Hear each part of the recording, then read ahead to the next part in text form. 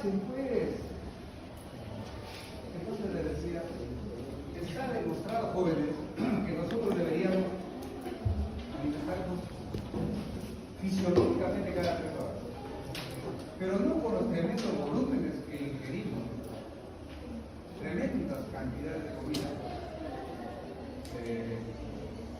Y todo ese régimen anormal, ese que lleva una serie de disfunciones digestivas, tiene diversas patologías. Las comidas cada 3 horas están ya documentadas. En este caso, probablemente en la mañana la bebé ingesta 3 horas, después 11 de la mañana, 2 de la tarde, 5 de la tarde, 8 de la noche. Ojalá pudieran ustedes romper con el sistema alimentario tan arcaico que tienen y van a mejorar su salud, ¿verdad? Por los estados de hospital. Pero repito, no los volúmenes inmensos que estamos acostumbrados a comer, especialmente en el norte. Entonces, bueno, pero de todas maneras somos sujetos adaptables, ya no somos adaptables al hecho de ser una muerte secreta. Y hay una gran etapa entre comida y comida en la cual no tenemos contenido alimentario, por lo tanto, la función digestiva sigue o no sirve. Sigue. Y la posibilidad de que haya una autodigestión de la mucosa gástrica ahí está latente. Bueno, entonces, repito, hay muchos factores que nos obligan a tener ese tipo de procesos. ¿Y qué acostumbramos a hacer en un tratamiento? Alguien que me diga, ¿qué te saca consultados médicos o no médicos?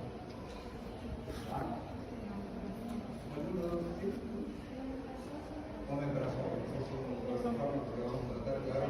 ¿Qué más? ¿Y otro lado? Antiácidos, por otro lado.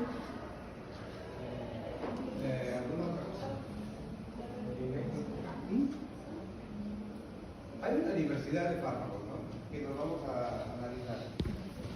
Y también hay recomendaciones pues, un poco más domésticas, ¿no?, como por ejemplo tomar estos digestivos que hay por ahí, las ATE, ¿no?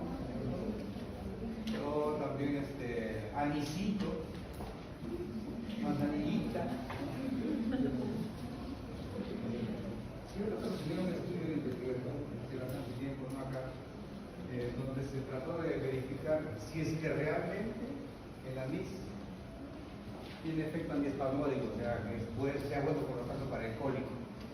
Se usa mucho en niños cuando tienen cólico desde lactante, el anisito, o el famoso Gasio B histórico.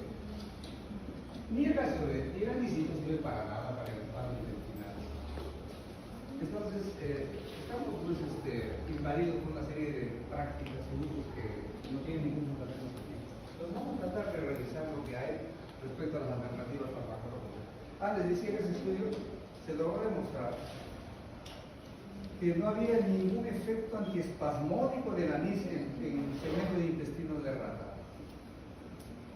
En cambio, la pimpinela, que es otra hierbita que se conoce, la manzanilla, sí, se estimulaba la función intestinal en un medio órgano delgado, y se aplicaba acetilcolina, y se usaban estos preparados para frenar ese estímulo contráctil de la acetilcolina. A mí no servía para nada. Pero ¿por qué siempre mejoría la gente? Por un lado, por el efecto placebo, y por otro lado, porque tiene efecto carminativo. ¿Qué significa efecto carminativo? ¿Alguien sabe?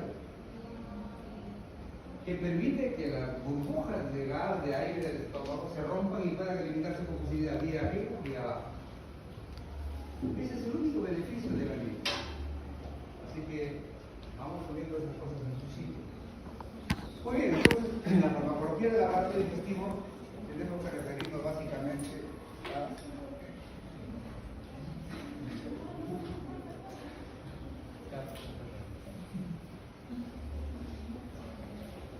las funciones gastrointestinales que están involucradas en estas patologías de resolución. Y ahí ven, es básica, ¿no? Que ustedes lo deben recordar por fisiología. La ruta de cada diapositiva. Bueno, entonces la secreción, la motilidad y la absorción, eso es fundamental. Entonces, debemos dar una mirada a los aspectos fisiopatológicos que participan en las enfermedades del aparato digestivo, especialmente los trastornos ácido férmicos. Aquí encontramos factores agresores y factores defensivos. Los factores agresores obviamente son el ácido clorhídrico. El ácido clorhídrico es uno de los ácidos orgánicos más potentes que existen. Potentes. Destruyen la materia orgánica. La pepsina, de igual manera, la sustancia proteica la degradan. Y las sales lineares de igual manera. Estos son los factores agresivos que permanentemente están al acecho, digamos, de producir alguna disfunción digestiva. Para colmo, por ahí, en la modernidad, no es que este germen no haya existido antes, sino que recién se descubrió hace unas 2 décadas. Y ahí la gastroenterología peruana jugó un rol importantísimo en el mundo. O sea, León Barúa, por ejemplo, un gastroenterólogo conocido en Lima, uno de los investigadores que impulsó que se reconozca la importancia del glicote pylori en la patología acidopéptica. Pero aquí es una clase de farmacología básica, de lo que tiene que ver con los procesos farmacocinéticos y farmacodinámicos de los fármacos que utilizamos en esta patología. No estamos aquí para tratar fenómenos infecciosos, así que sería parte de torpe y responsable que comience a hacer preguntas sobre el glicote pylori, sobre el tratamiento del glicote pylori. Es un despropósito típico de un ubicado. Pero sí lo debemos mencionar porque es un factor causal de estos problemas que estamos mencionando. Factores defensivos. Esto hay que revisarlo también. El esfínter esofágico inferior. Carne, ¿no? O pilo. ¿Qué es? El esfínter esofágico inferior, ¿cuál es?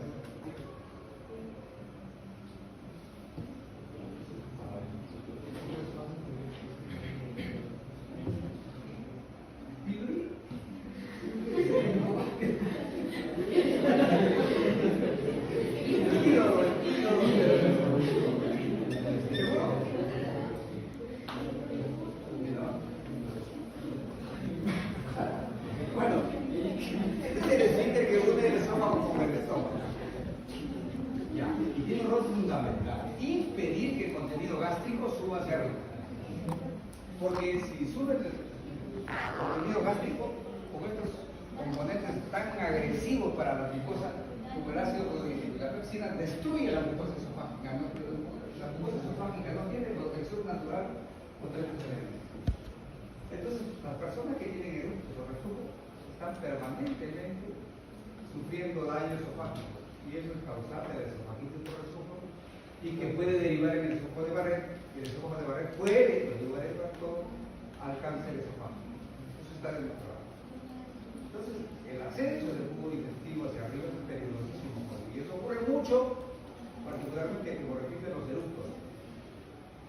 Y no sé si aquí ha sido costumbre, en mi tierra, en Trujillo, recuerdo que había jóvenes de mi barrio que hacían concursos todavía tomando Coca-Cola para eructar y ver quién es el que hablaba más eructando.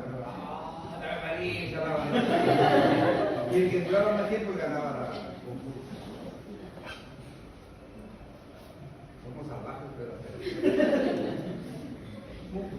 todas las mucosas producen mucus y el mucus es una sustancia natural que protege la superficie de la mucosa. El bicarbonato que también se produce en la célula gástrica, pequeñas cantidades, se produce y que protege contra el ácido. Las prostaglandinas, es un rol importantísimo. Las prostaglandinas citoprotectoras se forman de los trabajos de la vida. Dice ahí, no, sí, entonces, ahí hay una interacción importante negativa contra la prostaglandina y otros agentes farmacológicos. El flujo sanguíneo, la mucosa, especialmente gastrointestinal, es una de las más ricas en cuanto a flujo sanguíneo. Y el flujo sanguíneo te aporta nutrientes, ¿cierto? Oxígeno, revitaliza los tejidos. Y el recambio celular. Cuando menos se sabe que las células de la mucosa intestinal en 4 días han sido recambiadas. Así que si por ahí una se lesiona, a los 4 días hay una nueva, por fortuna. Así que estos son mecanismos defensivos importantísimos y están en un equilibrio muy delicado. Bien, pues, patologías comunes.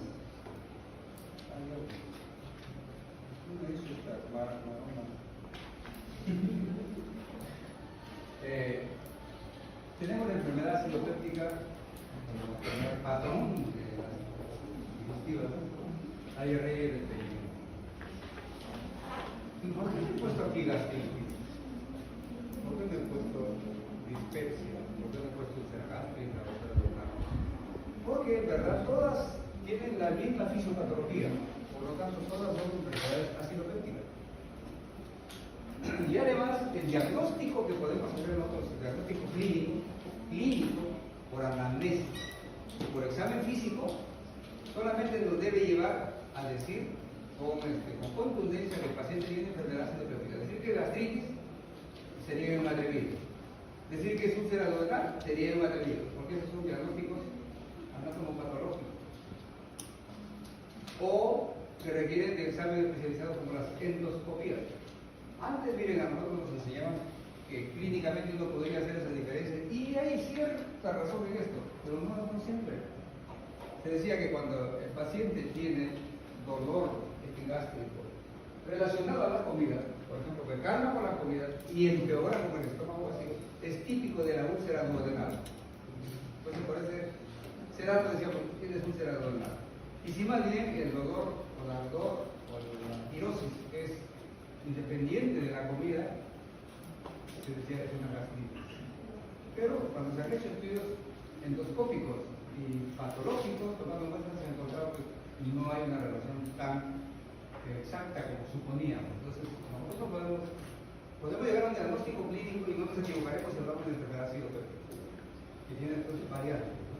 La dispepsia, que es la común, que es indigesta, la gastritis, que es una lesión de la mucosa gástrica, la úlcera duodenal, su nombre dice duodenal, también es úlcera gástrica, el esofagito por reflujo también está por ahí, y enfermedades más raras como por ejemplo el síndrome de Zollinger-Ellison, la mastocitosis sistémica, muy compleja de las últimas entidades. Bueno, entonces tenemos estas patologías.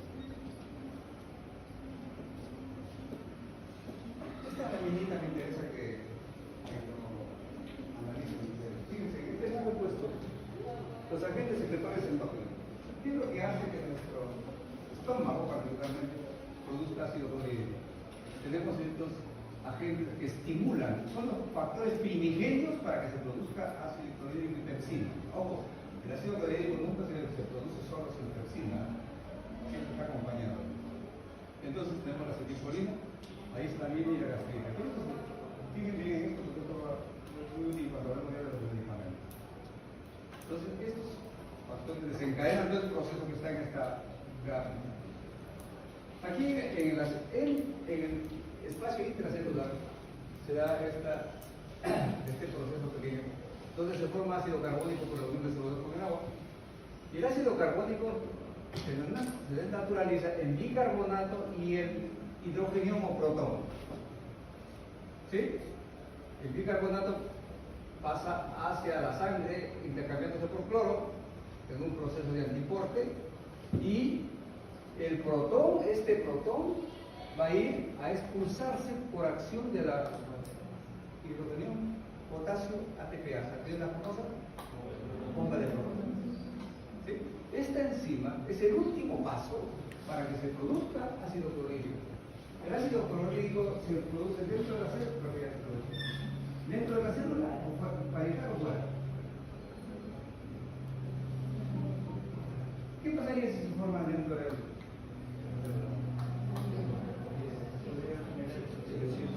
La destruye, pues. La destruye. No se forma por si acaso el ácido clorhídrico intracelularmente. Sale a la luz del estómago y ahí se une el protón que ha sido expulsado por la bomba de protones con el cloro, que pasó pasivamente desde aquí. ¿Estamos? Entonces aquí ubiquemos, por favor, primero, agentes importantes que vamos a tener que conversarlo en la farmacoterapia, como los mediadores de la secreción gástrica, la acetilcolina, la gastrina y la famosa bomba de protones. ¿Sí? Entonces, aquí todavía no hay ácido, acá tampoco, y aquí ya hay ácido, en la luz gástrica. Eso es importante recordarlo para cuando hablemos de los fármacos. Ahí está los mediadores. La acetilcolina lo hace particularmente por el receptor M3. Pero también los CB1 participan secundariamente, pero también. ¿Y por qué lo he señalado aquí? Porque los agentes anticolinérgicos que vamos a revisar actúan fundamentalmente acá. Los demás, acá. Y también en un receptor que es fundamental y muy activo en la secreción gástrica, es el H2 de la histamina. No el H1, porque no participa para nada en el receptor H1. Y por lo tanto los antihistamínicos H1 no sirven para nada en la secreción gástrica. Los H2 sí. Y la gastrita también participa por medio del receptor de la colecistotipina 2. ¿Qué podríamos deducir ahí? Y eso es lo que hace la industria farmacéutica. Encuentra que la acetilcolina está involucrada, la histamina también y la gastrina también. Probablemente la histamina es la más importante. Entonces, obviamente razón dice, si uno sería antihistamínico, sería útil para inhibir la secreción gástrica. Se investiga y se encontró que sí, pues ahí están los bloqueadores de la histamina H2. Aquí, esta es la vía colinérgica. ¿También puedo trabajar farmacológicamente? Sí, pues ahí están algunos anticolinérgicos que tienen actividad antisecretora. Y con la gastrina, a través de los escargos, se está investigando. Hay algunos medicamentos por ahí que están en etapa experimental. No es fácil encontrar uno que sea terapéuticamente útil. Entonces, ahora vayamos a tratar. Entonces, ¿cómo podemos actuar farmacológicamente? Bloquear la secreción gástrica, impedir que se produzca. Impedir que se produzca. Como sabemos que la histamina a través de los receptores H2 es un factor que desencadena la producción de estreptolítico con la secreción gástrica, pues que buscamos bloquear la H2. Y ahí ocurrieron, pues, por fortuna, como una revolución terapéutica, salió primero la cimetidina. Esto más o menos de los años 80 del siglo pasado. Siglo 80 por ahí. Fue una novedad extraordinaria cuando puso la cimetidina y en verdad entusiasmó a todo el mundo médico y se usó, incluso como siempre, excesivamente. ¿Por qué? Porque después voy a remarcar los riesgos de este medicamento que me llevó a que sea retirado.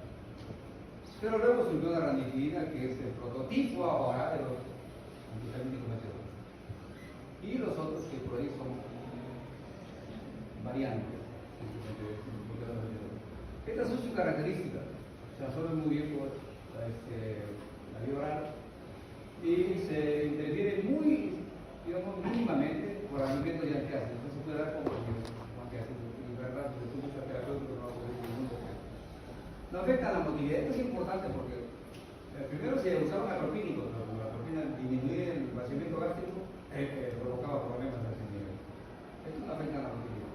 Y esto me interesa, por eso lo remarco. En las dosis apropiadas, todos, por favor, escúchenme bien, todos son equivalentemente terapéuticos. ¿Y por qué remarco esto? Porque yo quisiera que ustedes no sean víctimas de las falsedades que presentan los promotores de medicamentos en los laboratorios. Los que producen nisatidina llegan con su producto y dicen, doctor, tengo el mejor bloqueador H2. La ranitidina es una zapatilla al lado de la nisatidina, que tiene tales beneficios, y aquí está el trabajo de investigación que lo respalda. Si realizan ese trabajo de investigación, probablemente tiene una muestra muy pequeña, no está bien diseñado, o no tiene ninguna confirmación por metaanálisis, que son los que dan las verdades absolutas, podríamos decir, de la farmacoterapia. ¿Sí? Bueno, entonces, son equivalentes, por favor, y ahí incluso uno puede ya fijarse en detalles como los precios. Uno quiere comprar una ranitidina en genérico comparado con un comercial, por ejemplo, de nisatidina. De acuerdo que la diferencia es abismal. Y el beneficio siempre es el mismo. Estas son otras características. Siempre ha habido una preocupación en cuanto a que si se disminuye la secreción gástrica, podría por ahí afectarse estos componentes que van junto con la secreción gástrica. Perdón, el factor inclusive lo que tiene que ver con la hematopoiesis. Pero por fortuna la significancia es intrascendente, ¿sí? No significativa. Este dato es importante. Los bloqueadores H2 reducen principalmente la secreción gástrica nocturna. La secreción gástrica nocturna. Hay también una secreción diurna, pero la más significativa es la secreción gástrica nocturna. ¿Por qué? Porque tiene relevancia y tiene una relación con la ocurrencia de la úlcera duodenal. Por eso la úlcera duodenal, particularmente, tal vez por este dato, es muy apropiado usar bloqueadores gaseosos, ¿ya? Porque tiene prioritariamente acción inhibitoria de la secreción gástrica nocturna. Este datito es importante saberlo, ¿verdad? Ustedes saben que nuestro organismo siempre trata de lograr un equilibrio, pero no necesariamente el equilibrio original, sino los equilibrios que vamos logrando en nuestro proceso de adaptación al medio, a nuestra costumbre. Entonces, alguien tiene un equilibrio de producción, por decir, de un volumen de ácido ante un alimento en su cotidianidad, otro tiene un volumen más arriba y está equilibrado con sus factores defensivos. Cada uno tiene una particularidad en estos equilibrios que estamos funcionando. Entonces, ¿qué ocurre? Si es que se rompe ese equilibrio, entonces yo disminuyo la secreción gástrica ácida, hay un reflejo compensatorio en búsqueda de ese equilibrio fisiológico, mediante la estimulación de la gastrina, la célula G, que incluso proliferan más de lo que estaban anteriormente. ¿Estamos? Es una respuesta compensatoria. El organismo detecta que está produciendo menos ácido que lo habitual, entonces comienza a producir más células gástricas y estas más gastrina. ¿Esto qué ha llevado? A que ocurra hipergastrinemia secundaria. Eso es lo que se evidencia en la actualidad. Como respuesta al bloqueo de la secreción ácida, ocurre una gastrinemia secundaria, hipergastrinemia secundaria, que incluso, por si acaso, especialmente con el uso de los IVPs como el omeprazol, ha llevado a relacionarlo con la ocurrencia de cáncer gástrico. Pero por favor, esa es una observación indirecta que no ha sido confirmado. ¿Y por qué remarco eso? Porque en la prensa, esta escandalosa, especialmente que circula por el internet, y algunos que andan escarbando posibilidades para despotricar de los medicamentos, especialmente los convencionales, que son los naturistas, por ejemplo. Se rasgaron la vestidura por ahí, contaminaron toda la información de internet diciendo que cuidado, el omeprazol produce cáncer. De frente, produce cáncer. Así como hay tanto idiotita ahora que dicen que las vacunas son la calamidad anticovid, hay los anticovid. ¿Sí? Por ahí les parece delegada que les pase un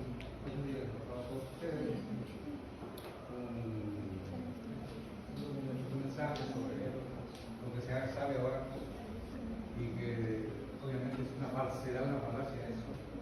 Lo que se ha dicho que ha producido cáncer, que produce problemas de coagulación sanguínea, la vacuna COVID. Por favor, hay que tener mucho cuidado con esto, ¿no? Bueno, entonces, hay ranitidina parenteral, por si acaso. Antes solamente había ahora, pero hay que tener muchísimo cuidado, porque el entusiasmo a veces de encontrar un cuadro agudo, severo, o a veces con sangrado digestivo, lleva a decir, vamos usando terapia parenteral, por favor. Cuando se administra rápidamente puede llevar a heridas severas, por si acaso la ranitidina parenteral, ¿verdad?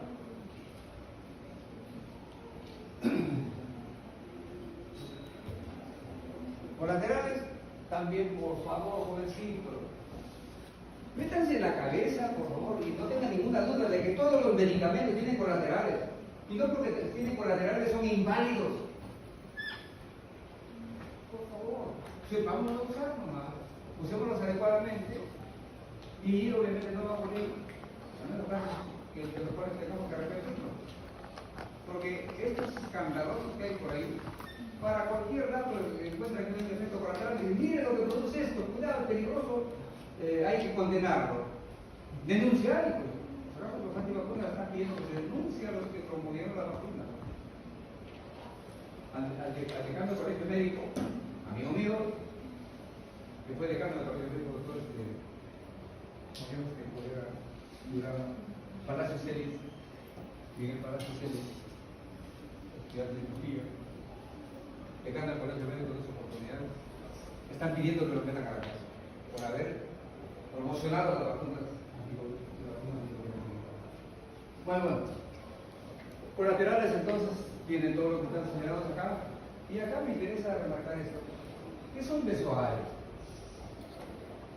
Los besoares son acúmulos de residuos alimentarios que no se han podido digerir y que se eliminan con las heces, normalmente. Pero en algunos casos se van acumulando, especialmente en los ancianos, que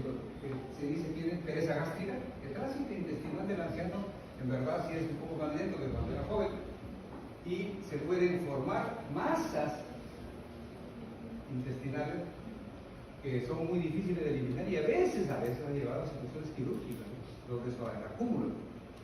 Nosotros estamos ingiriendo un montón de sustancias que no se digieren.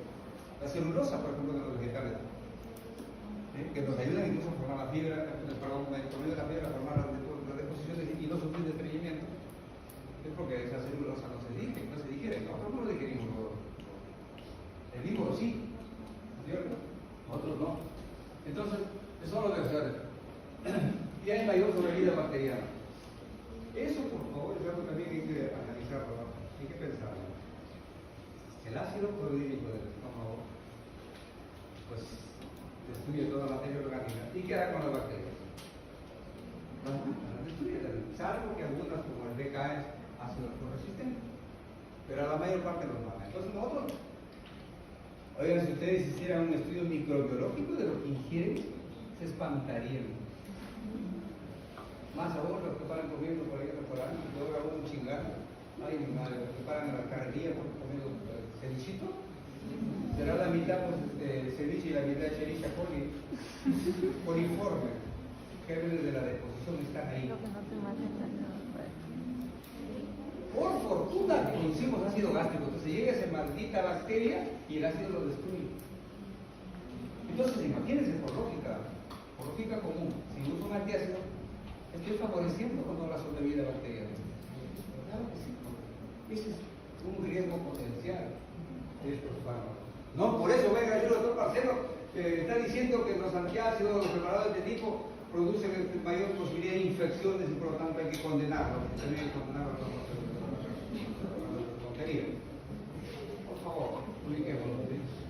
Esto es sobre la ampicilina que ¿qué ocurrió? Miren, se encontró que especialmente varones de 40 y tantos, 50 años, que usaban ranitidina y el tratamiento por si acaso es prolongado. Se sabe que debe administrarse para que haya una curación de las lesiones gastríticas y ulcerosas, debe administrarse cuando menos unas 6 semanas continuas de medicamento. 6 semanas, o sea, prácticamente un mes y medio. 8 semanas, perdón, 2 meses. 2 meses.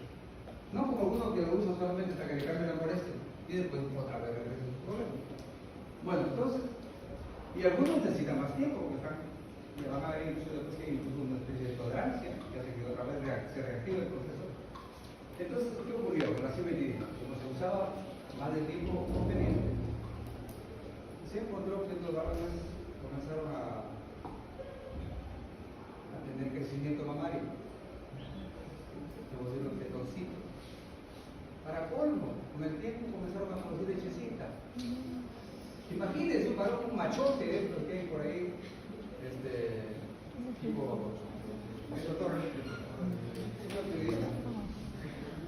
Beto Ortiz, machote, que comienza a producir cenitos, mamas, perdón, y lechecita. Él se sentiría peligro, sería madre. Y para colmo, problemas de fertilidad. En sus análisis se encontraba que tenía olivo o azoospermia, que por lo tanto van a poder fecundar. Terrible, ¿no? Terrible. Esto es lo que inmediatamente motivó, porque es una interacción a nivel de citocromo, de 450, que elevaba los niveles de estradiol. Entonces, por lo tanto, por eso estos varoncitos se feminizaban. Y eso hizo que se elimine la cimetidina del mercado farmacéutico. Los otros preparados tipo ranitidina, ninguno tiene este efecto, por si acaso. No lo vayan a meter en el mismo costado. Bueno. Entonces hemos hablado de los bloqueadores ácidos, pero también sabemos que participa en el sistema colinérgico, ¿no? A través de los proteínicos. Entonces por ahí también se produjeron los anticolinérgicos como la tirenceptina y la tirenceptina. Generaron un gran entusiasmo en verdad estos productos cuando vinieron al mercado mundial. Aquí llegaron en los 90 por ahí. Y ellos tienen una afinidad muy elevada por los receptores M1 y algo también por los M3. La ventaja de esto es que tenían una pobre penetración al sistema nervioso central. ¿Por qué? Como les decía hace un rato, los productos anticolinérgicos típicos como la atropina también se usaron al inicio, porque en verdad también disminuye la presión gástrica, ustedes lo saben, pero lo hacen a expensas de producir efectos sedativos, colaterales efectivos notables como estreñimiento, y entonces no se pueden usar como terapia, al menos útil, ¿no es cierto? Pero estos se sintetizaron y comenzaron a usarse porque no tenían su colateral, como dice acá, un poco de efecto colateral. Ahora su uso es muy escaso porque en verdad no son tan eficaces como los bloqueadores H2, como los IBPs, incluso como algunos protectores que vamos a mencionar. Los anticolinérgicos y los bloqueadores H2, independientes de su acción farmacológica, tienen una actividad citoprotectora semejante a la que produce la citocardina. Y cuando tenemos un cuadro severísimo como es el síndrome de Solinger-Ellison, la producción de ácido jóvenes en estas patologías son, pero N veces la producción básica fisiológica. Multipliquen por 1000 la producción de ácido clorhídrico y van a obtener un síndrome de Solinger-Ellison. Es potencialmente mortal, produce una perforación inmediata de la mucosa gástrica y mortalidad. Rara, pero ocurre.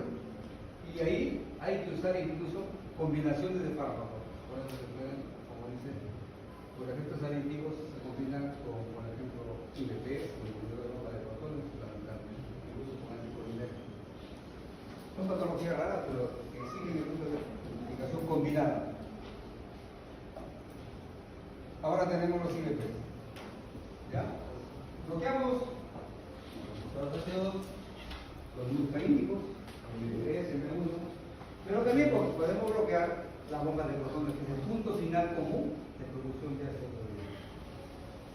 Esto ha sido verdaderamente un salto revolucionario de la terapia de enfermedades citotóxicas. Y el original, el referente es el omeprazol. Estas son también una diversidad de variantes. Y estos son nuevos. Aquí hay una particularidad, miren.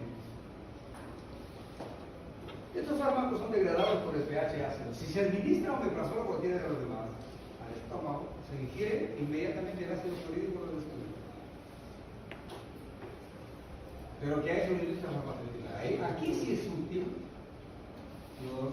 la recubierta entérica. La recubierta entérica. La recubierta entérica aquí es útil porque impide que el ácido clorhídrico destruya el medicamento. Pero la recubierta entérica no es útil cuando se dice que va a proteger a la mucosa gástrica del efecto del medicamento. ¿Estamos? ¿Está claro? Porque esa es la trampa de la industria farmacéutica. Dice, doctor, aquí tengo mi AINE tal, que no le va a hacer daño a su paciente porque como está con recubierta entérica no va a afectar la mucosa gástrica. Si nosotros, ustedes ya saben, de que la irritación gástrica, la lesión gástrica de los AINES no es por contacto directo, sino fundamentalmente por inhibición de los protonaminas, por eso hay eso a nivel sistémico local. Bueno, entonces, el tiempo de vida media es cortísima. En verdad, si nos guiáramos de la vida media, deberíamos administrar omeprazol 3 o 4 veces al día. Pero ¿por qué se administra una vez al día? ¿Por qué? Porque la discapacidad de la bomba de protones que produce el IBP es tan duradera que tiene que ser reemplazado recién por otra molécula de bomba de protones para que pueda producirse secreción gástrica. Por eso que se inhibe a esta secreción ácida de 4 a 5 días una dosis. Y se comienza a tener que producir más población de bombas de protones para que vuelva a ocurrir la secreción gástrica. Entonces, por vida media debería administrarse varias veces al día, pero como es tan potente su actividad y duradera, se administra una sola vez al día. Ahora, hay algunos parenterales también, como por ejemplo los omeprazol. Pantoprazol y el omeprazol normalmente es una variante de laboratorio, es un laboratorio, porque el omeprazol común no se puede administrar por vía parenteral. Bien, ahora, estos IBPs son los más activos para inhibir la secreción gástrica. ¿Ya? No afectan a la motilidad. El efecto también inhibidor de la secreción de persina y de factor intrínseco es insignificante, por lo tanto los efectos hematológicos no ocurren. Y incrementa la secreción de gastrina.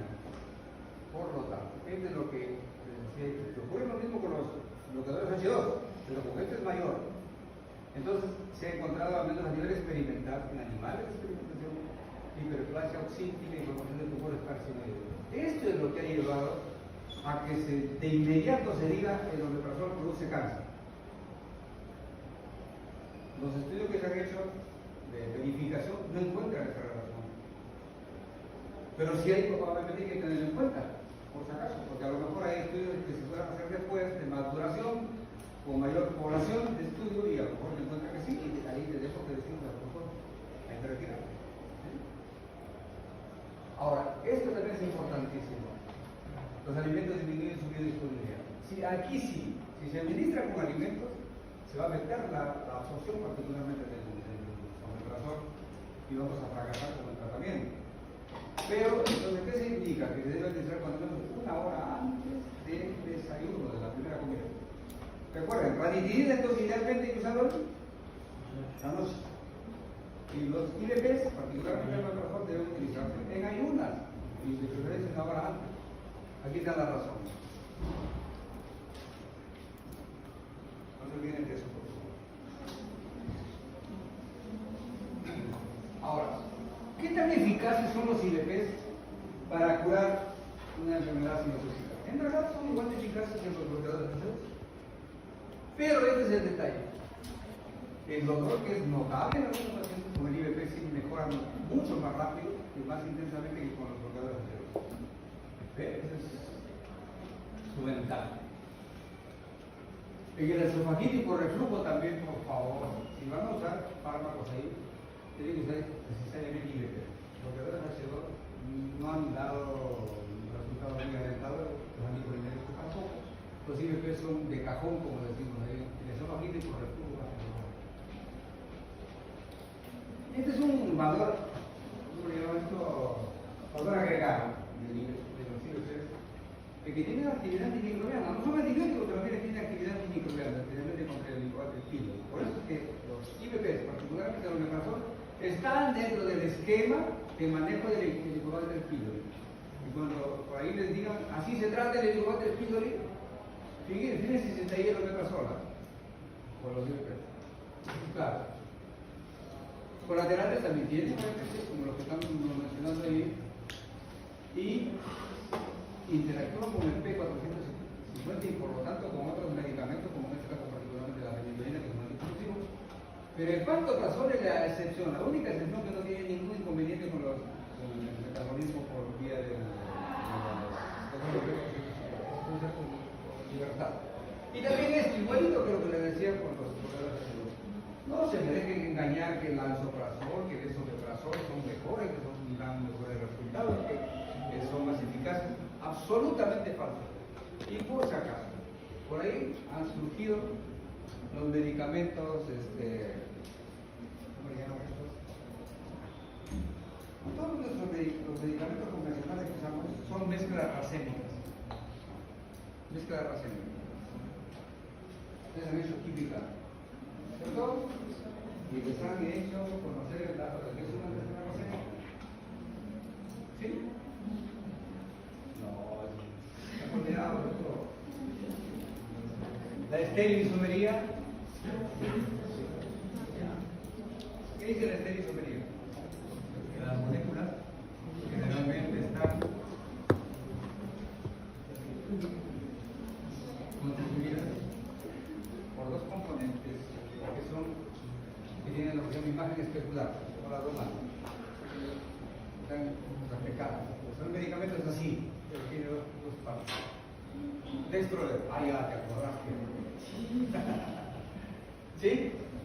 Entonces, todos los medicamentos son moléculas así integrales. Se encontró en algunos casos una epidemia, se llama el enantiómero, a lo mejor el D, era el principal responsable de los efectos terapéuticos. Y del lado L era el responsable de los efectos colaterales. Eso es cierto en algunos medicamentos, ¿ya? Así que cuando surge este descubrimiento, se le dijo a la industria farmacéutica, ¿saben qué? Por favor, entonces produzcan el lado enantiómero que tiene beneficios y sáquenle el lado negativo. ¿Qué hizo la industria farmacéutica? Como siempre, corrupta, inmoral, criminal. O hacer esto va a exigir una exigencia técnica con mucha inversión y los medicamentos los tenían demasiado caros, así que no. Sí ha funcionado siempre la mezcla racémica, la mezcla racémica, que son los medicamentos con muchos usados. No sé por qué voy a usar el enantiómero, no, nos negamos a hacer eso. Se negaron. Y como nadie podía hacer nada contra la gran industria farmacéutica, hemos seguido usando los racémicos. Pero ¿qué es lo que ha ocurrido? Cuando se han hecho investigaciones, por eso digo, fíjense, no se confíen en una novedad de estudios que hay por ahí, que ya surgió un nuevo estudio, lean eso, es el más importante, por favor, no, por favor. Ese es el que tiene el complejo de novia, que rápido se endulza con el príncipe azul y se enamora y se tira al suelo, ¿no? Esperemos ya que llegue el verdadero príncipe azul, que va a llegar por ahí de todas maneras alguna vez, aunque ya cuando estemos viejitos, ¿sí? Entonces, ¿qué ocurre? Se han hecho estudios y se ha encontrado que no hay en verdad ningún beneficio significativo comparativo de usar el enantiómero respecto a la mezcla racémica. ¿Sí? Pero ¿qué ocurre en el estudio farmacéutico? ¿Saben lo que ha hecho? Dicen, ahora, con sus medicamentos ya no le están dando la ganancia que le dan cuando está nuevo. Entonces ahora lanzan al mercado los enantiómeros. Los medicamentos quirales, se llama la quiralidad que ustedes olvidan. ¿Y por qué les estoy preguntando eso? ¿Sabes? Porque yo hubo un tiempo, en los primeros años que estoy de acá, que yo enseñaba esta parte en la facultad de química, ¿no? Sí, ahí. Y yo manejaba este tema ahí. Y me parecía importantísimo, por ejemplo, porque en la currícula que tiene la escuela no considera esto, ¿sí? A pesar que lo hemos exigido. Bueno, pero entonces se negaron a hacer esta producción de los enantiómeros. Pero como ahora han encontrado que hay una posibilidad de que sus riquezas, sus ganancias sean menos. ¿Por qué? Porque están haciendo bastante competencia a los medicamentos genéricos. Y los medicamentos genéricos, ninguno es enantiómero, todos son racémicos. ¿Qué están haciendo? Ahora sí están produciendo, por ejemplo, el esomeprazol, es el lado eso del omeprazol. El omeprazol es el racémico, el esomeprazol es el lado eso. ¿El otro lado cuál es? Eso es que sí, el trans. Levodextro. Entonces el esomeprazol es el enantiómero del omeprazol y ya se lanzó al mercado. Hasta ahí está, eso en la revista anterior. ¿Y cuánto creen que vale el esomeprazol? Se lanza como un medicamento nuevo, donde le ponen un costo pero abusivo. Y muchos colegas están entusiasmados usando esomeprazol. Bueno, entonces ese es un problema aparte que es importante comentarlo con ustedes. La eficacia entonces es equivalente, por favor, insisto, no sean inocentes dejándose convencer de que tienen que recetar el producto de su visitador médico que les ha ido a convencer de que su producto es la gran maravilla respecto a uno de sus congéneres como la ranitidina. La ranitidina es el patrón de los bloqueadores de esteroides y el omeprazol es el patrón de los IBPs. ¿Alguna pregunta? ¿No? Bueno. Ahora, hemos impedido la producción de ácido clorhídrico. ¿Pero qué hacemos con el ácido que se forma? ¿Lo podemos bloquear o no? Pues con los antiácidos. Y ahí están los fármacos que actúan sobre el contenido. Hay una diversidad de antiácidos, pero los que estamos en verdad prácticamente reconocidos, el que está reconocido como útil es la combinación de hidróxido de magnesio con hidróxido de aluminio. Acá hay unos comerciales. Aquí viene, es una sinergia extraordinaria, ¿verdad?, en la combinación de hidróxido de magnesio y hidróxido de aluminio. Acción rápida por el hidróxido de magnesio y sostenida por el hidróxido de aluminio. O sea, inicia su efecto rápido y dura lo suficiente. No afecta el vaciamiento gástrico, las evacuaciones generalmente son normales. Cuando usamos hidróxido de magnesio, hay efecto laxante. Pero la leche de magnesio. La leche de magnesio es hidróxido de magnesio. Y cuando usamos hidróxido de magnesio por separado, hay estreñimiento. Combinados se anulan esos dos extremos. Y aquí hay una actividad complementaria. El hidróxido de magnesio mantiene el pH elevado, lo suficiente mayor de 3 para que pueda actuar el hidróxido de aluminio absorbiendo la pepsina. El aluminio absorbe, captura la pepsina para que ya no haga daño a la mucosa gástrica. ¿Ah? Entonces, hay un fundamento farmacológico importante respecto a los antiácidos como lo que causan el aquí. Esto es espontáneo. Pero sí yo lo hago esta lámina, no. No quiere nada, quiere poner una zancadilla ahí, ¿no? Bueno, ahí está la descripción del aluminio por separado, y incluso la secreción de mucus, mecanismo de defensa, se absorben los ácidos biliares al aluminio, etcétera, etcétera, y tiene las fórmulas citoprotector. La fuente del equilibrio ácido básico, los antiácidos, colaterales son diversos, pero generalmente son escasos. Pero miren ahí dice incidencia de dos días. A ver, vamos a ver.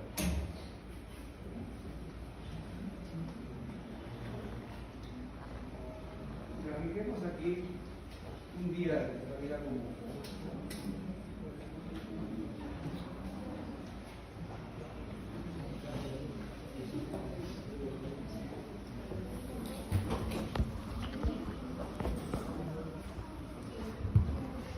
¿A qué hora toman desayuno ustedes? Si es que toman. ¿7? ¿8? ¿Almuerzan?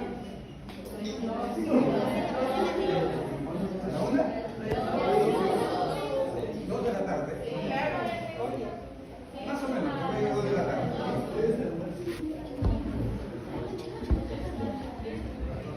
¿Cenan? 8 de la noche.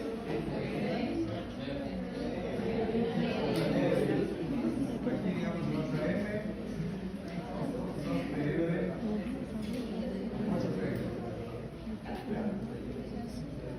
Yo sé que ustedes son ya fisiólogos, porque aprobar el curso de fisiología. Y yo ocurre con la secreción gástrica de acuerdo a los conocidos comunitarios. Porque la secreción gástrica, pues es cierto, es permanente la 24 horas del día, pero no es lineal. Tiene pico, ¿no es cierto? Es la secreción más alta. Cuando amanecemos, se ocurre en el momento del desayuno. Aumenta, disminuye. Rapidísimo. Aumenta. Obviamente hay un pico, porque ya hemos habituado, eso es por hábito, por costumbre, ya hemos habituado a nuestro organismo de que a las 8 de la mañana ya está por venir el desayuno y hay un incremento de la secreción ácida. Un pico. Muy bien. ¿Y ese es el único pico respecto al desayuno? ¿Qué otro pico hay? ¿Hay otro pico? No. ¿A qué hora? A veces hay intermedio porque ocurre que hay acá, pero entonces aquí hay un pico. A la hora, o sea a las 9 hay otro pico. Y a las 3 horas, a las 11, otro pico. Y luego baja realmente a su nivel basal. Y aquí ocurre lo mismo. 2 de la tarde y hay un pico por aquí. A las 3 de la tarde y a las 5 de la tarde otro pico. Y vuelta baja, vuelta aquí, hay otro pico. De las 8 a las 9 y a las 11 de la noche. Y luego, eso es lo fisiológico, jóvenes, se nos ocurre a todo el mundo de acuerdo a nuestro ritmo alimentario. Muy bien. ¿En qué momento debo usar el antiácido?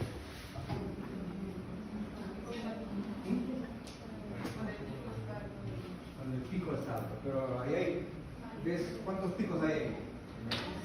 ¿Más? Hay 9 picos. Entonces, si atendemos la lógica, porque en este caso es válida, ¿cuántas ¿cuántas veces debemos usar el antiácido? ¿Están despiertos? Lean un ratito.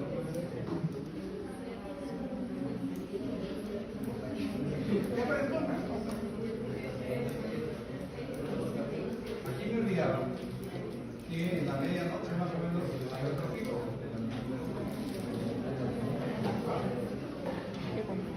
¿Qué dice la lámina? ¿Cuántas veces tiene que administrar? ¿Ah? ¿Cuántas veces?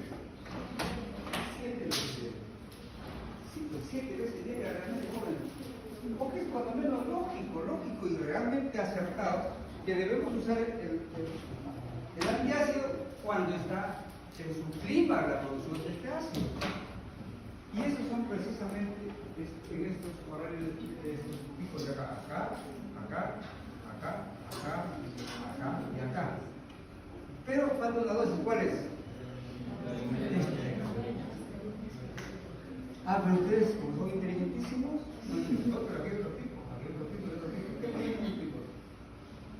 ¿Cómo no le habéis planteado? Corazón valor del alimento, pues. Y además necesito que haya ácido ahí para que digiera la comida. Así que es tremendamente bruto que le digan toma antiácido con la comida. ¡Qué bestia! ¿Qué me digo para el oligofrénico? Y yo les invito a que revisen las recetas de algunos colegas, incluso en los gastroenterólogos, y vean si recetan las 7, 2 y 10. ¿Qué le indican? Dicen, toma tus 2 cucharadas, 15 centímetros o 30 centímetros cúbicos de antiácido tal. Después antes de las comidas, después de las comidas, otros junto con las comidas. Mi padre. Francamente, si fuera conveniente meter a la cárcel a todos los tontos, quedaríamos sin colegas. Bueno, entonces por favor, jovencitos, esto es algo lógico, cuando menos lógico. Los antiácidos, por lo tanto, tienen que administrarse a la hora y 3 horas después de cada comida y al acostarse, porque tampoco le levantan a las 2 de la mañana a tomar antiácidos. ¿Estamos? Esas son las 7 horas. 2 horas, 1 hora y 3 horas después de cada comida y al acostarse. Por favor, no se olviden de eso. Eso especialmente en la úlcera. Muy bien.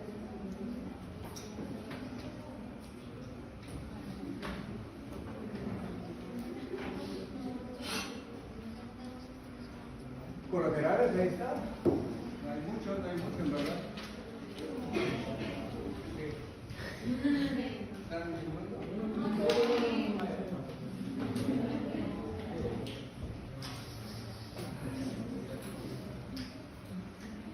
Bueno, hay algunas interacciones. Aquí hay que destacar, por ejemplo, la interacción de los antiácidos con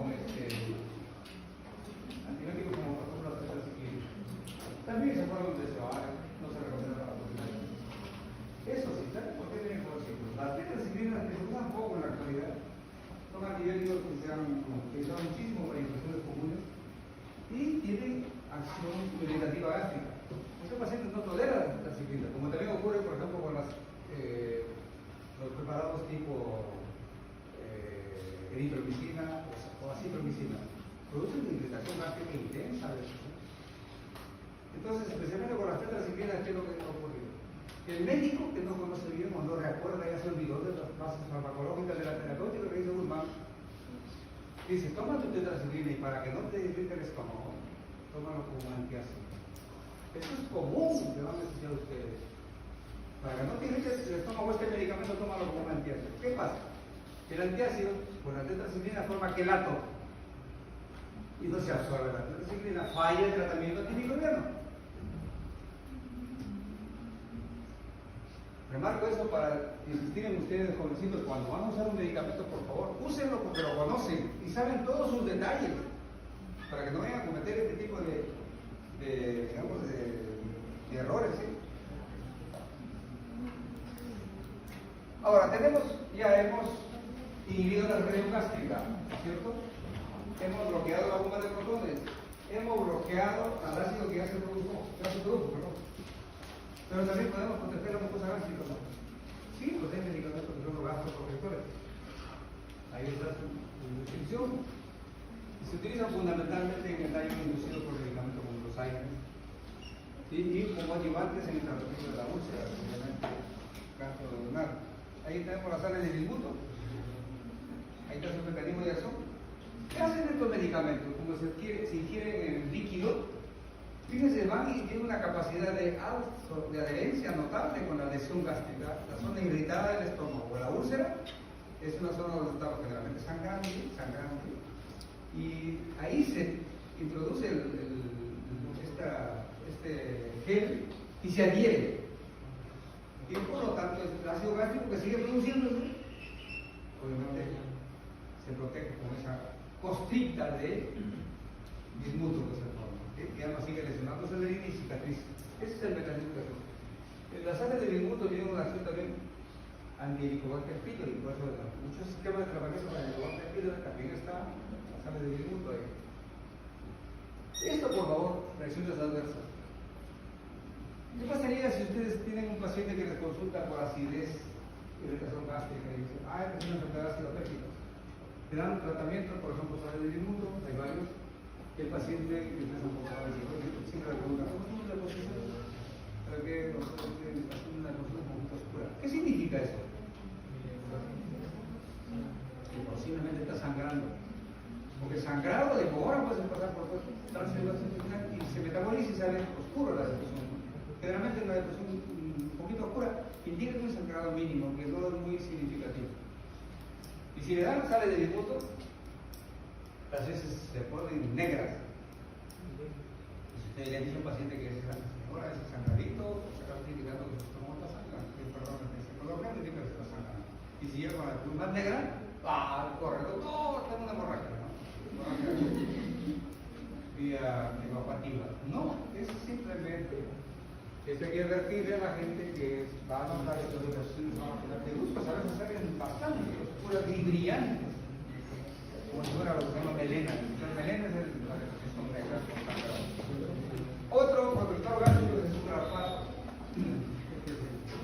Es igualito, el mismo mecanismo de acción, que también tiene algunas interacciones medicamentosas, por ejemplo, con los medicamentos de acá.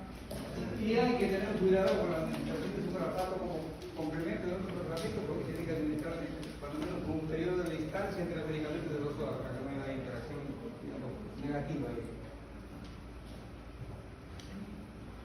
Prostaglandinas, sí, pues, por lógica, si las prostaglandinas son naturalmente gastroprotectoras, usando medicamentos con prostaglandinas va a ayudar, ¿no? Sí, claro, sí.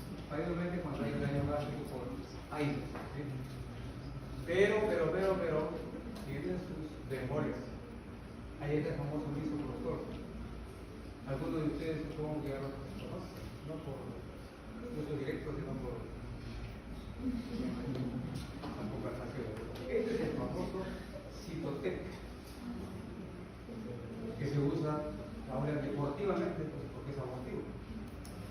Este sí es abortivo, pero de manera muy eficiente. ¿Verdad? Y hay que tener mucho cuidado. Por ejemplo, si tenemos una paciente que está gestando, o a lo mejor ni siquiera sabe que está gestando, pero puede ser una adolescente que ya tiene pareja y no tiene un método de procedura, sobre sus reglas, cómo está, para ver si se indica no al mismo protocolo, porque es un potente abortivo, como dice acá.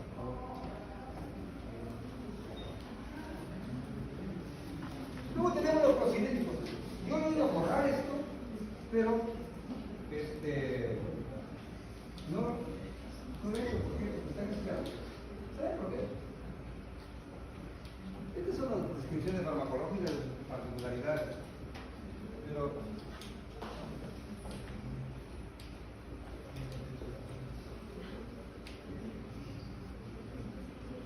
no, después son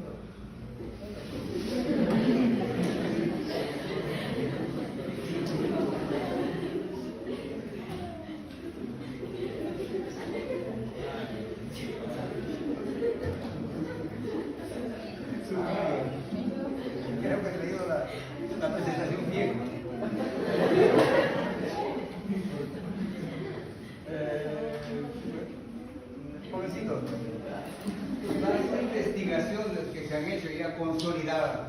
ya por favor contundentes, indican que no hay ningún beneficio de los procinéticos que los damos tan entusiastamente. Como procinéticos estoy hablando, porque algunos de ellos se usan como antieméticos, excelente, pero como procinéticos, como armonizadores, porque también aquí es una presión. Aquí dice aumenta la motilidad o mejorar, es básicamente la acción de sus medicamentos. Armonizan el movimiento gastrointestinal, no es que lo detienen ni lo inhiben, ni tampoco lo estimulan, ¿sí? Armonizan, aquí dice aumentando, ese es en lo común, ¿estamos? Pero son armonizadores de la motilidad gastrointestinal. Y por lo tanto se pensó, y se han usado así, fíjense ustedes cómo es, se han usado masivamente, históricamente, cuando hay esofagite por reflujo. Entonces la lógica era, ojo, si hay esofagite por reflujo, quiere decir que el tránsito gastrointestinal se ha alterado. Y hay que armonizarlo con procinéticos. Y eran medicamentos de cajón. Confieso que yo he sido uno de esos brutos que he utilizado muchísimo la metoclopramida. Pero, a pesar de que estemos viejos, tenemos que seguir actualizándonos. Saben ustedes, o deben saberlo, el médico dejará de ser alumno, pero nunca dejará de ser estudiante. Y tenemos nosotros un mandamiento, ¿sí? Educación médica continua, toda la vida, hasta nuestro último respiro, debemos estar leyendo. Y otros temas, por favor, ¿sí? Entonces, repito, y eso incluso también está en el Guzmán. Vean el Guzmán, por favor, el Guzmán está aquí vilipendiado, léalo, jóvenes, léalo, por Dios, lo mejor que tenemos es una Biblia en farmacología y nunca dejará de tener vigencia. Entonces, por eso, como les decía, no me da mucha ganas de tratarlo. Ahí está los mecanismos de acción. ¿Sí? Antagonizan los receptores de serotonina, de dopamina,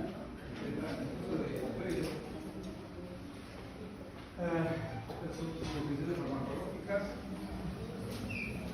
Y ahí está, la metoclopramida, ha sido la estrella. Y después salió uno que es el cisapride, que fue lo máximo, se promocionó también así, es como la última maravilla. Y obviamente tenía actividad más intensa que la metoclopramida. Pero, ¿qué pasó? Se produjo cardiopatía mortal. Se tuvo que eliminar del mercado farmacéutico. Este es otro ejemplo de muchos medicamentos que se han lanzado al mercado con entusiasmo y que después de muchos años se ha podido verificar que no solamente no eran recomendables, sino incluso peligrosísimos. Mostramos mortalidad. Hay una lista inmensa de medicamentos, por si acaso. Creo que saben ustedes, en una de esas famosas clases de recuerdo, que les quiero hacer como primarios, les dice, ¿no?, de que a los 15 años, solamente 5 de los miles de medicamentos que se lanzaron al mercado siguen vigentes. El resto fueron inútiles o peligrosísimos. Sinitaprid es otro también parecido, la utilización antimédica. ¿Por qué dice la utilización antimédica? Porque la metoclopramida no solamente es un procinético, sino un excelente antiemético, y ahí sí seguimos usando. Adonperidona es otro, que también se ha dicho que es un excelente medicamento, pero ojo, pues tiene escasos efectos colaterales. Pero por favor, en animales, al menos cuando se ha aplicado por vía intravenosa, ha ocasionado disritmias severas y convulsiones. Así que esto es una alerta. No digo que sea verificado a los seres humanos, pero hay que tener en cuenta esta posible precaución. La adonperidona que se usa mucho como antiemético en niños. Y ahí están los antieméticos. Tenemos un montón. ¿Qué es lo que hay que decir acá? Que hay un fármaco que en verdad es un buen antimédico y además es un anticinetóxico. ¿Saben lo que es la cinetosis? El mareo por movimiento. ¿No es cierto? Porque cuando uno sube un carro y te da náusea, y una molestia muy intensa, es la cinetosis. Este de acá, en infinidad, es un antihistamínico, es excelente, por si acaso, como antiemético y como anticinetóxico. Eso sí, con frecuencia produce efectos centrales sedativos notables, ¿no? Ay, descontar a lo que me ocurrió a mí, porque no es la porquería, que quiero dormir en un lugar que no me había visto, y no que salvarme en la noche, porque nadie estaba, me dejaron la cama. Por último, diarrea y aquí sí tengo que decir algo contra el Guzmán.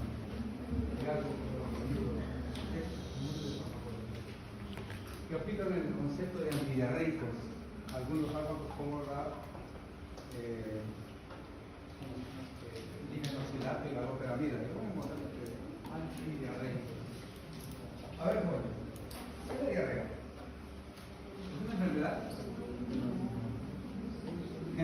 Podemos decir realmente y de manera estricta que es un síntoma y un signo. ¿Qué corresponde a varios enfermedades? Muy bien, entonces la diarrea puede ser causada por infecciones bacterianas, por parásitos, por problemas dispépticos, no digieren un alimento, por ejemplo la intolerancia a la lactosa, ¿sí? Entonces, ¿qué significa la diarrea? La diarrea es alteración, por un lado, de la motilidad. Pero solamente la motilidad se afecta. ¿Qué más se afecta ahí?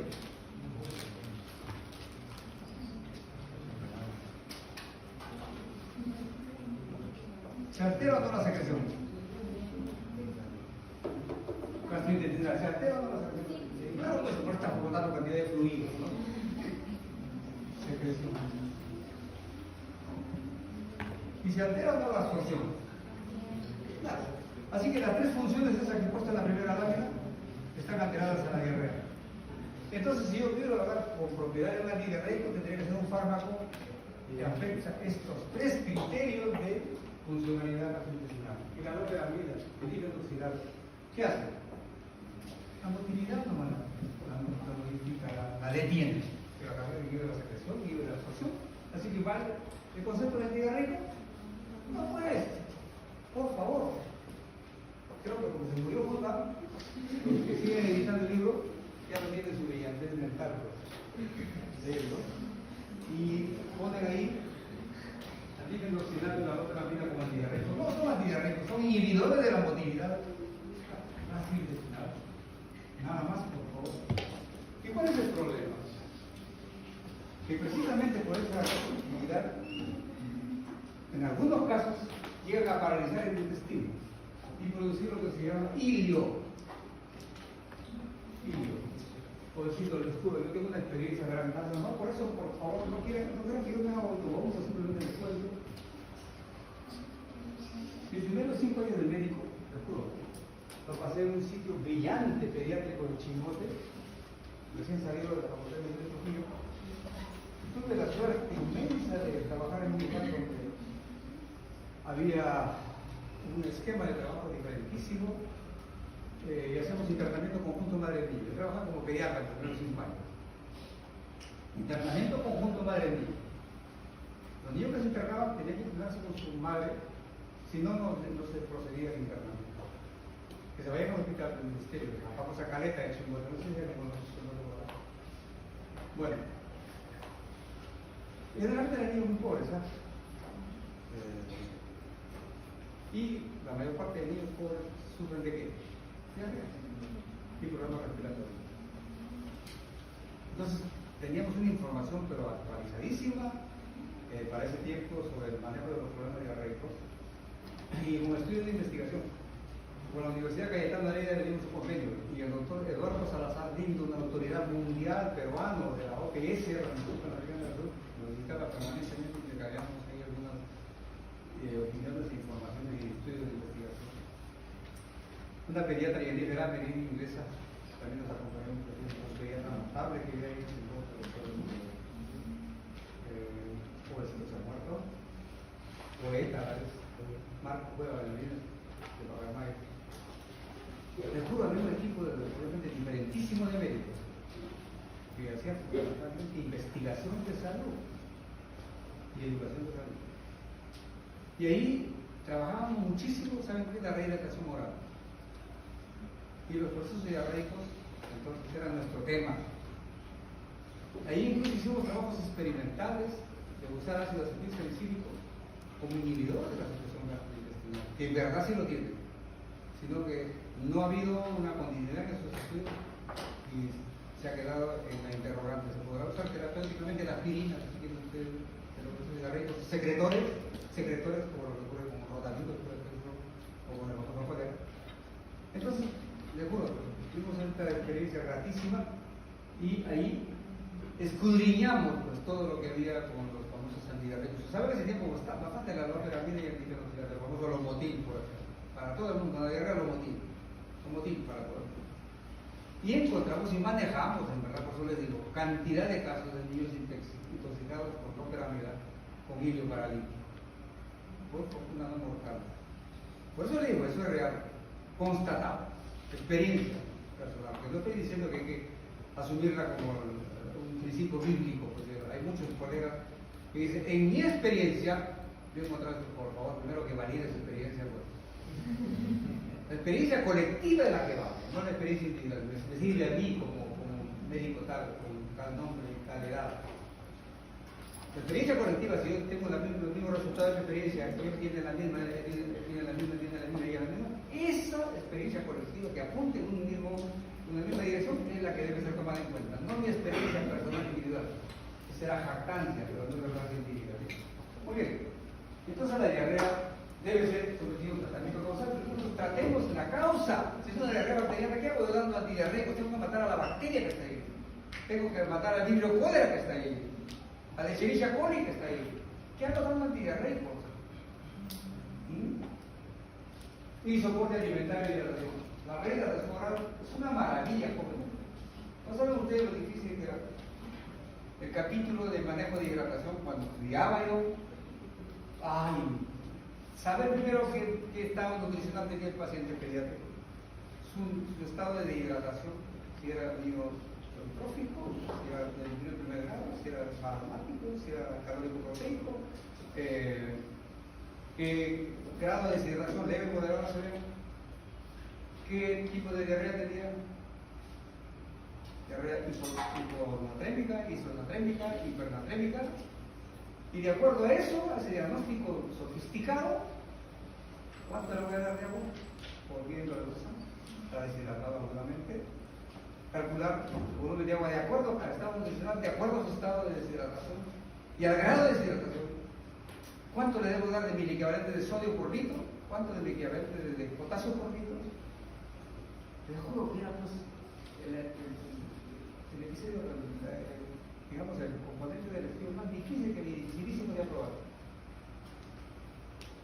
Todo ese cálculo extraordinario que nos permite ella saber para poder decir, colóquele a este paciente la solución tal que tiene 1 litro de solución salina o con destroza, con tanto de mililitros de lactato rindia, me acuerdo que tenía sodio, calium que tenía potasio, para mezclar todo en el litro. Ahora sí, pásele en la primera hora 120 gotas por minuto para que pase más o menos la mitad de volumen en esa primera hora.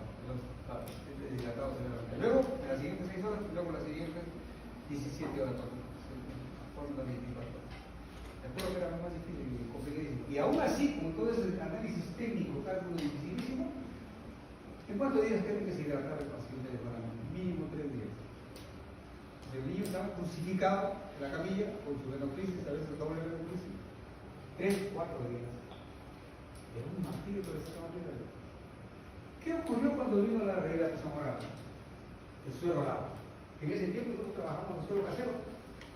Y las famosas sales de rehidratación oral del Ministerio de Salud. Increíblemente, el niño se hidrataba en 4 horas con tacita y cuchara. Una maravilla, los jóvenes. 4 horas y el niño estaba sonriente. No se interrumpía la lactancia materna. Se recuperaba rapidísimo emocionalmente. Eso fue presentado en un trabajo internacional del Mundial de Pediatría en Puno, perdón, en Panamá, no lo confundí. Entonces, hay una experiencia suficiente para comentar esto. Los antidiarreicos, desde ese tiempo, estaban condenados. Por eso me llama la atención que sigan usando la hora y no se maneje la diarrea como lo que debe hacerse, como repito, de esta manera. El tratamiento causal, soporte alimentario, hidratación, fundamentalmente la hidratación oral. El estreñimiento, otro asunto. ¿Por qué nos estreñimos? ¿Se han preguntado? ¿Saben por qué? fundamentalmente por malos hábitos alimentarios y algo que les va a dar risa. ¿Te imaginas a alguien defecando ahorita? Sí, ¿no es cierto? Tú mismo te miras tu trono ahí, ¿no es cierto? Llevas tu Guzmán.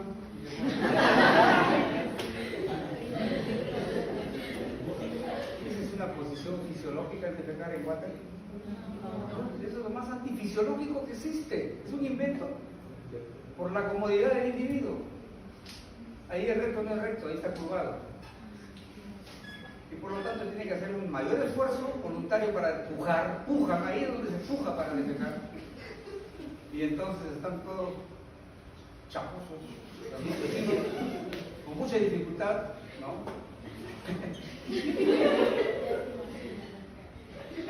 Si ustedes buscan un estreñido en los pobladores del área rural, los más recónditos, van a encontrar con lupa tal vez uno. ¿Por qué? Porque ellos defecan en el campo, en cuclillas. En cuclillas es la posición fisiológica para defecar. Ahí no tiene que hacer el esfuerzo más de la vuelta y casi cae por gravedad. Estás imaginando ya. Un poquito de eso, por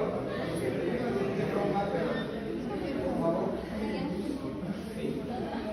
Quisiera que se rompan esos patrones tan pésimos que tenemos. ¿Qué deberíamos hacer antes de acá? Romperlo, y hacer simplemente una serie de letrinas con una cavidad, con un trapo obviamente, y listo, y sentarnos en cuclillas. Algunos dicen hay que poner una vaquita delante, hay que ayudar a la prensa abdominal. Pero por favor, eso es el principal causante de estreñimiento y para colmo, con la ingesta de comida generalmente sin fibra. ¿Sí? La gente de niñitos, no sé si ocurrirá ahora, las viejitas de antes decían, no le des al niño fruta con cáscara porque se le va a pegar en el intestino. ¿Creen ustedes que la cáscara se puede pegar en el intestino? Traten de pegar algo a la mucosa intestinal, es una mucosa con una babosidad extraordinaria. No se pega nada. Pero las viejas que antes decían que se peguen y que por lo tanto no le den cáscara. No, tratemos de comer todo lo que se pueda comer con cáscara. Por favor, entonces eso es fundamental tomar en cuenta. El tratamiento no farmacológico, entonces dieta rigurosa, actividad física, ingesta de líquidos y cambio postural. Ahí hay que ir de hábitos defecatorios. Los laxantes serán la última opción, por Dios, nunca usen laxantes así nomás. Pero como el cigarro me pide, te digo que tratar laxantes. Formadores de bolo, porque eso lo leen ustedes en su casa. Ablandadores de heces, los osmóticos, catárticos.